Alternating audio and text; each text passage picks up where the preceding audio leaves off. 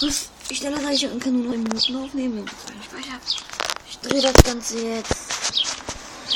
Dann bauen wir so eine kleine Bildchen auf. Shit. Okay. So, die Sniper. Gewehr. Scheiße, oh nee, das ist nichts. Fuck.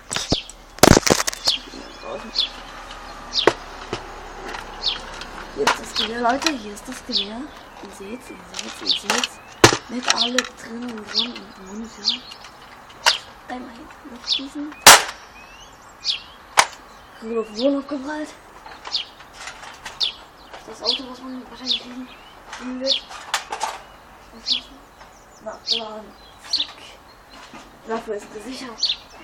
Dann warten wir mal, bis Menschen vorbeikommen, wa? Mal sehen, dass mittendrin die Aufnahme abbricht. Entweder die Kamera aus ist oder ich genug Speicher habe, Leute. Eine neue Klasse.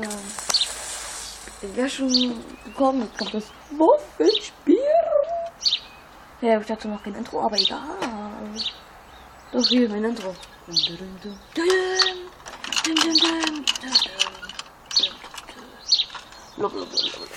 Fertig. Nein, natürlich nicht. Leute, wird mein Intro aussehen. Leute, und diese Waffe, die ich 6 jetzt repariert habe, Leute. Ja.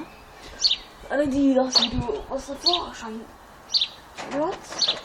Da kommen 2 Wette verloren und einmal Vorbereitung auf Waffenspiele. Ja, Vorbereitung auf Waffenspiele gesehen hat, der weiß, wie man pariert, und das war's für heute. Ich muss jetzt aufhören.